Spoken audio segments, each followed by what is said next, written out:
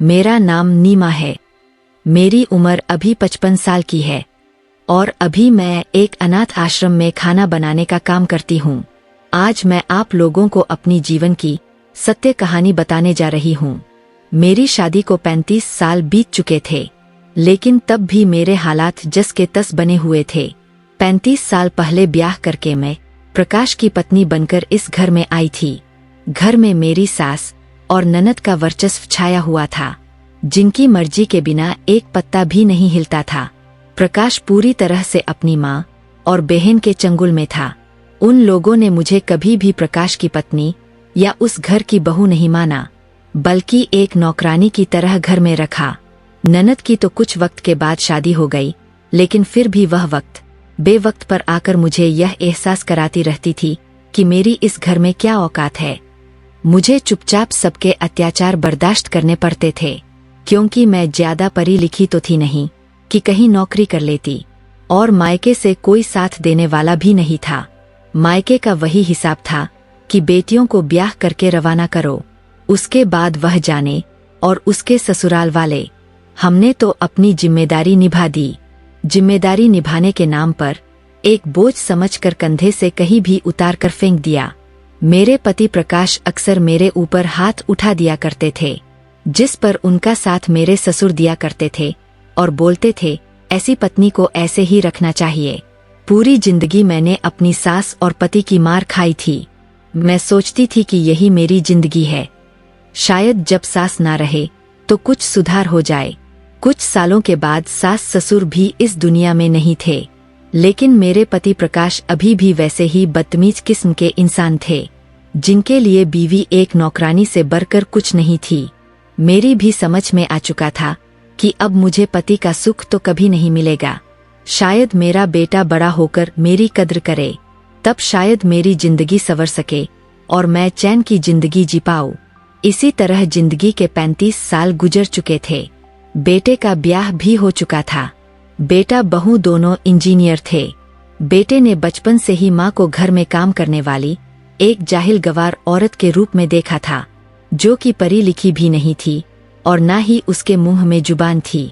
बस उसने तो अपनी माँ को अपने पिता और दादी की मार खाते हुए ही देखा था। समय समय पर उसके दादी और पापा ने उसे यही समझाया था कि उसकी माँ इसी काबिल है। अब बहू के आ जाने के बाद भी मेरे हालात जस के तस बने हुए थे। मैं अभी भी सुबह से लेकर रात तक किचन और घर के कामों में व्यस्त रहती थी। मैंने सोचा था कि बहू के आ जाने के बाद शायद मुझे घर गृहस्थी की जिंदगी से आराम मिल जाएगा और मैं चैन से बैठकर 2 रोटी खा पाऊं। मैंने सोचा था कि मैं अपने बहू को बहुत प्यार से रखूंगी। जैसे मेरी सासू माँ ने मेरे साथ किया था, वैसा मैं अपनी बहू के साथ कभी नहीं करूंगी। लेकिन यह तो तब होता जब मुझे घर की मालकिन समझा जाता। मेरे पति प्रकाश ने तो आज तक मुझे ये दर्जा दिया ही नहीं था। बहू ने भी आने के बाद जब मेरी हैसियत घर में यही देखी कि ससुर जी और उसका पति सासू माँ की कोई इज्जत नहीं करते, बल्कि उसके ससुर प्रकाश तो कभी कभी मेरे ऊपर हाथ भी उठा देते हैं, तो वो भी समझ गई कि मेरी इस घर में क्या औकात है। जिसके फलस्वरूप उसने भी अपनी सारी जिम्मेदारी मेरे कंधों पर ही डाल दी। शादी के 3 साल बीत चुके थे। अब बहू का एक बच्चा भी था। बहू सुबह सुबह नौकरी पर चली जाती थी। बच्चे की देखरेख, खाना बनाना, कपड़े धोना, झाड़ू पोछा सब कुछ मुझे ही करना पड़ता था। घर के काम तो मैं पहले से करती आ रही थी और जैसे तैसे कर ही लेती थी, लेकिन एक छोटे बच्चे की परवरिश अब मुझसे नहीं हो रही थी, क्योंकि मेरी भी उम्र हो गई थी। वैसे भी मेरा शरीर बहुत कमजोर था, क्योंकि पूरी जिंदगी मैंने दुख और परेशानियों में ही बिताई थी। कभी किसी ने मेरी कोई फिक्र नहीं की थी, इसलिए मैं शरीर से बहुत दुर्बल थी। मेरे पति प्रकाश पूरी तरह से बहू के मुट्ठी में थे और बहू जैसा बोलती थी वैसा ही वो मुझे हुक्म देते थे। बहू ने जान लिया था कि ससुर जी के खिलाफ उसकी सासू माँ नहीं जा सकती और उसके ससुर जो कहेंगे सासू माँ को करना ही पड़ेगा। इसलिए बहू अपने ससुर को अपने मुट्ठी में रखती थी। मेरे पति प्रकाश को जवानी के दिनों से ही गुटखा, सिगरेट, शराब आदि की गंदी आदतें लगी हुई थी, जिन्हें उनकी बहू बखूबी पूरी करती थी। बहू उनके लिए महंगी महंगी शराब गुटखा और सिगरेट मंगवा कर दे दिया करती थी, जिसे पाकर मेरे पति प्रकाश बहुत खुश हो जाया करते थे। और इधर बहू को बिना पगार की एक नौकरानी मिल गई थी, अपनी सास नीमा देवी के रूप में। लेकिन अब मुझसे बर्दाश्त नहीं हो रहा था। मैंने पूरी जिंदगी सास और ननद के ताने सुनकर और उनकी नौकरानी बनकर गुजारी, लेकिन अब बहू के ताने सुनकर और उसकी नौकरानी बनकर बाकी जिंदगी गुजारना मुझसे बर्दाश्त नहीं हो रहा था। जब मैंने विरोध करना शुरू किया तो मेरे पति प्रकाश ने बिना किसी लिहाज के मेरी बहू के सामने ही मेरे ऊपर हाथ उठा दिया और बोला, तू तो है ही जाहिल गवार औरत, तुझे क्या पता तेरी बहू कितनी पढ़ी लिखी है, दिन भर बाहर रहकर मेहनत करती है और कमा कर लाती है, तेरी तरह घर बैठकर सिर्फ ठूसती नहीं रहती, कुछ करना धरना तो है नहीं तुझे, थोड़ी बहुत जिम्मेदारियां तो निभा ले।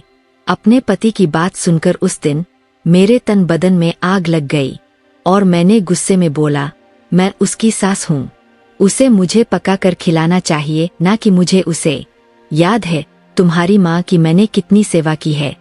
मेरी बात सुनते ही मेरे पति प्रकाश ने फिर मेरे ऊपर हाथ उठाया और बोला, तेरी हिम्मत कैसे हुई अपनी तुलना मेरी माँ से करने की, इतनी औकात नहीं है तेरी, बड़ी आई बहू से सेवा करवाने वाली, चल निकल यहाँ से और गलती से भी दोबारा कभी ऐसा सोचना भी मत, नहीं तो एक एक रोटी के लिए तरसा दूंगा।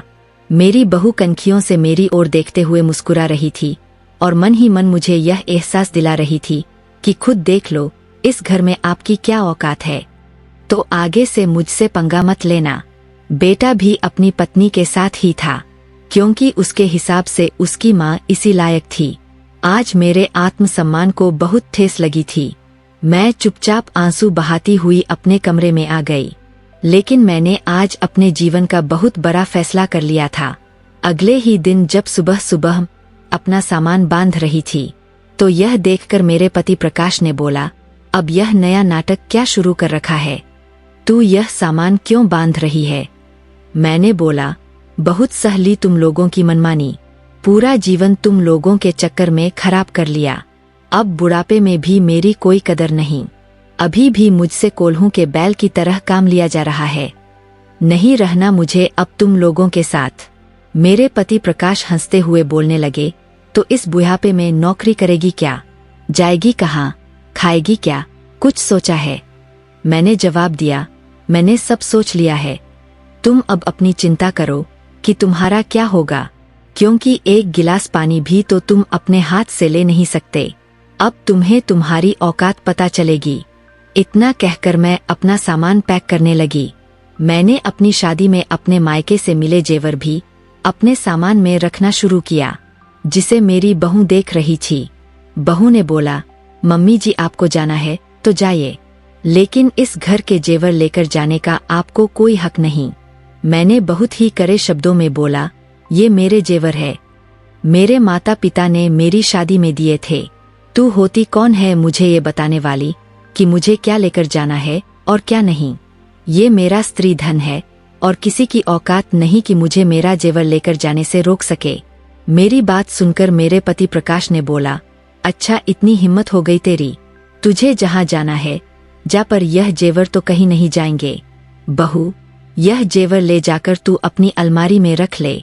बहू आगे बढ़ने लगी तो मैंने बोला, बहू ऐसी गलती मत करना, अगर मैंने पुलिस को बुला लिया ना तो तेरा क्या होगा तू अच्छे से जानती है। दोनों ससुर और बहू को जेल की हवा ना खिला दी तो मेरा नाम बदल देना, क्योंकि पूरा मोहल्ला जानता है कि मेरे साथ इस घर में पिछले 35 सालों से क्या होता रहा है, और अब मेरा बेटा बहू भी मेरे साथ कैसा व्यवहार करते हैं। पुलिस का नाम सुनकर बहू चुपचाप पीछे हट गई, क्योंकि उसे पता था अगर बात पुलिस तक गई तो उसकी खैर नहीं।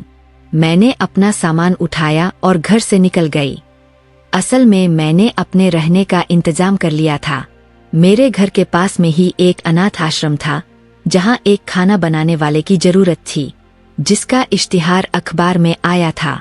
अखबार में वो इश्तिहार देखकर मैंने सोचा, दिन भर तो घर में गधा मजदूरी ही करती हूँ और बदले में 2 निवाला खाती हूँ, साथ में 1000 गालियां और मार भी खाती हूँ, और पति बेटे बहू से भी अपमानित भी होती हूँ।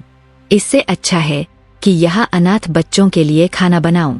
शांति और आत्मसम्मान के साथ अपनी आगे की बची हुई जिंदगी काटूं।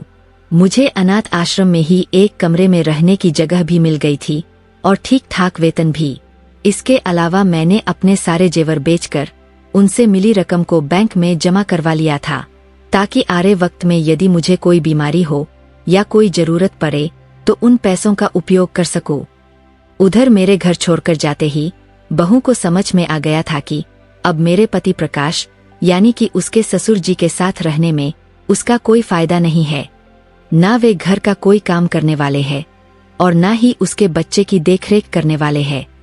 तो बेटे बहू ने भी प्रकाश से किनारा करने में देरी नहीं की और दोनों ने अपना अलग मकान ले लिया और उसमें शिफ्ट हो गए।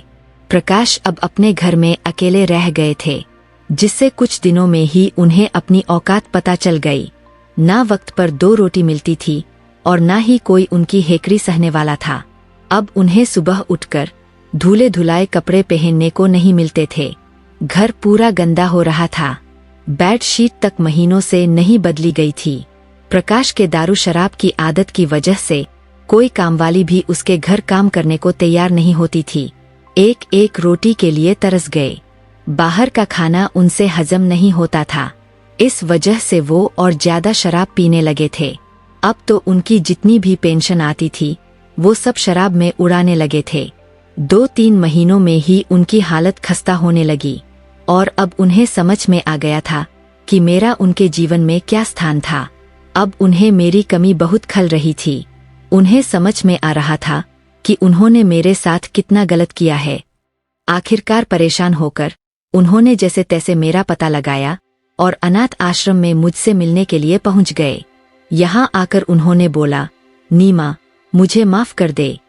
मैं मानता हूँ कि मैंने जीवन भर तेरे साथ बहुत गलत किया है। आज मैं बहुत पछता रहा हूँ। मेरे पास अब कोई भी नहीं है। मैं अकेला रहता हूँ। मेरी देखभाल करने वाला कोई भी नहीं। मुझसे ऐसी जिंदगी काटी नहीं जाती।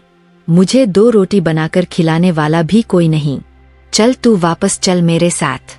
उनकी बात सुनकर मेरे पूरे बदन में आग लग रही थी, इसलिए मैंने एक जोरदार तमाचा अपने पति प्रकाश के गाल पर खींचकर मारा और बोला, स्वार्थी इंसान, आज जब खुद परेशानी हो रही है तो मेरी याद आ रही है। तू सोच रहा है कि मैं तेरी चिकनी चुपड़ी बातों में आकर फिर से तेरे घर जाकर तेरी सेवा करूंगी। भूल जा, ऐसा कभी नहीं होने वाला। तुझ जैसे घटिया इंसान ने मेरी पूरी जिंदगी बर्बाद कर दी। मेरा अब इस जिंदगी में कोई नहीं है। ना कोई पति, ना कोई बेटा और ना ही कोई बहू। मुझे किसी से कोई मोह नहीं है। चुपचाप निकल जा यहाँ से, नहीं तो अभी पुलिस को बुलाकर अच्छे से कुटवाऊंगी। प्रकाश को समझ में आ गया कि मैं इतनी आसानी से उसके साथ अब चलने वाली नहीं हूँ, तो उसने अगला तीर छोड़ा और बोला, अगर मैं तेरा कुछ भी नहीं तो यह किसके नाम का सिंदूर और मंगलसूत्र पहन रखा है। यह सुनकर मेरी पूरे तन बदन में आग लग गई। आज मैंने प्रकाश को उसकी औकात पूरी तरह से दिखाने का फैसला कर लिया। मैं प्रकाश के सामने गई और बोली, अच्छा तो यह ले।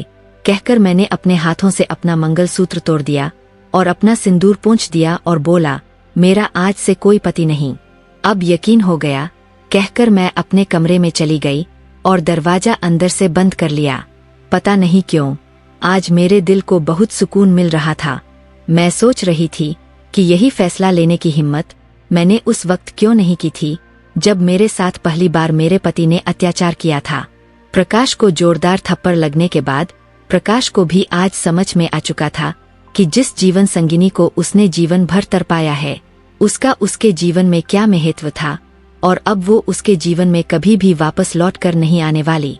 इसलिए प्रकाश अपना सा मुंह लेकर वापस लौट गया। तो दोस्तों, ये थी मेरी आप बीती। क्या मैंने अपने पति के साथ वापस ना जाकर ठीक किया या नहीं? कृपया अपने विचार कमेंट्स के माध्यम से जरूर बताएं और यदि कहानी पसंद आई हो तो कृपया वीडियो को लाइक, शेयर और चैनल को सब्सक्राइब जरूर कर दें।